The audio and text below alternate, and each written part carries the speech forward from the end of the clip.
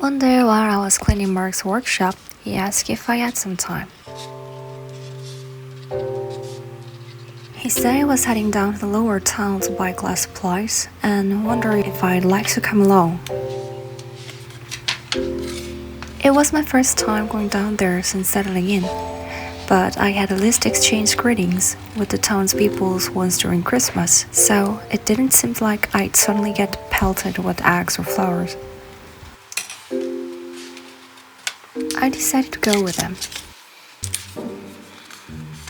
Since we were taking Mark's small red truck, there was no need to bring a broom.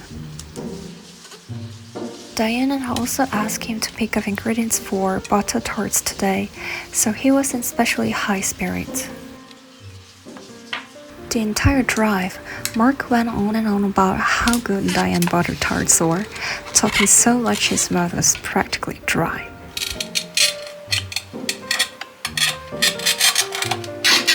He even sounded a little gloomy, saying that because of the baby's health, he couldn't eat them as often as he used to, despite having eaten one almost every day before the birth. When we arrived in the lower town, the streets were much busier than the area around the peach farm.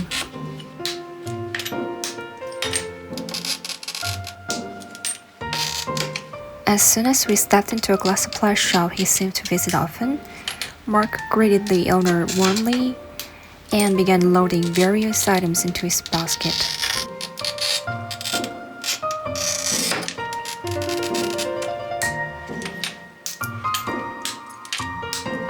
Compared to his workshop, the store was larger, and the sheer variety of glass materials made my eyes widen.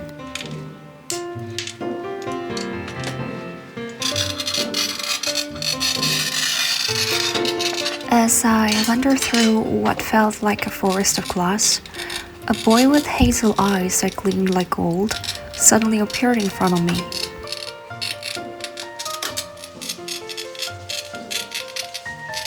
Startled, I knocked into some glass stuck precariously nearby.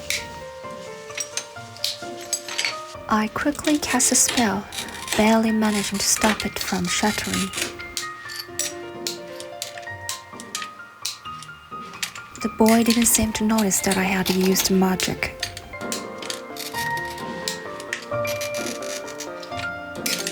I glanced toward the shop owner, but he was too busy chatting with Mark to pay us any attention.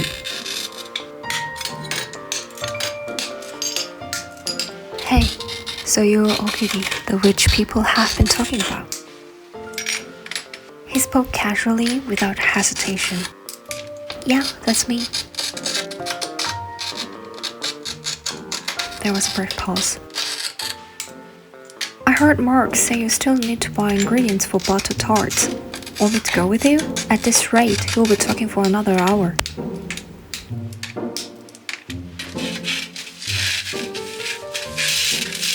Another hour? Was he serious? When he saw the look on my face, he let out a small laugh. Without waiting for my answer, he walked straight over to Mark and offered to go with me to pick up the ingredient.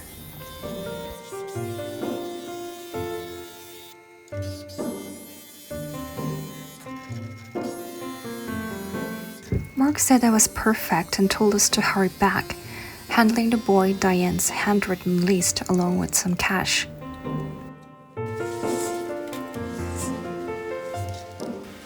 What exactly had Diane seen in Mark that made her trust him enough to marry him? And what was Mark trusting handing money over to a boy like that?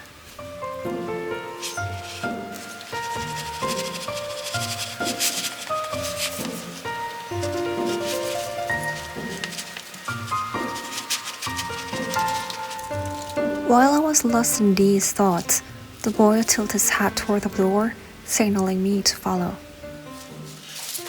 From the moment we left the glass shop to when we reached the grocery stores, I barely said a word.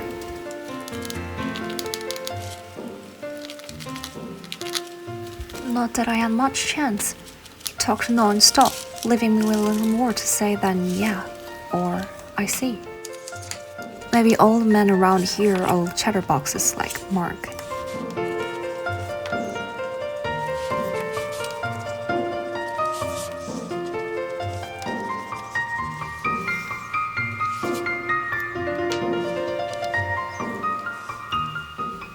He took me from shop to shop, enthusiastically introducing me to each store owner. Everyone we met greeted both of us warmly. Thanks to that, I realized there probably wasn't anyone around here who wanted me gone. That was a relief.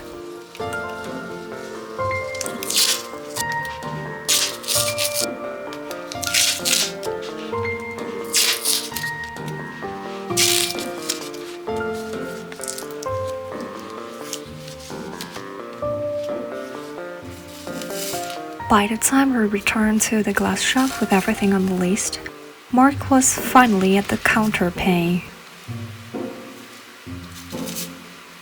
He waved goodbye to the shop owner and headed outside.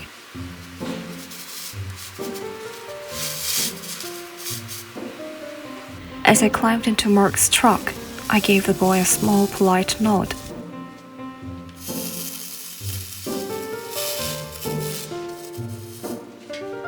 Now, back home, I'm writing this report while eating the butter tarts Diane made, listening to Mark happily recount everything that happened today.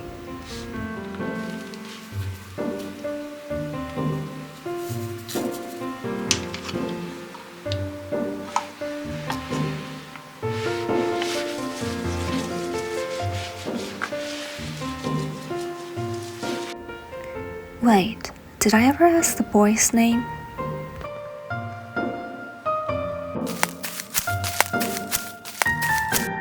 Please subscribe me and thumbs up if you like to read more of the Witch's Diaries.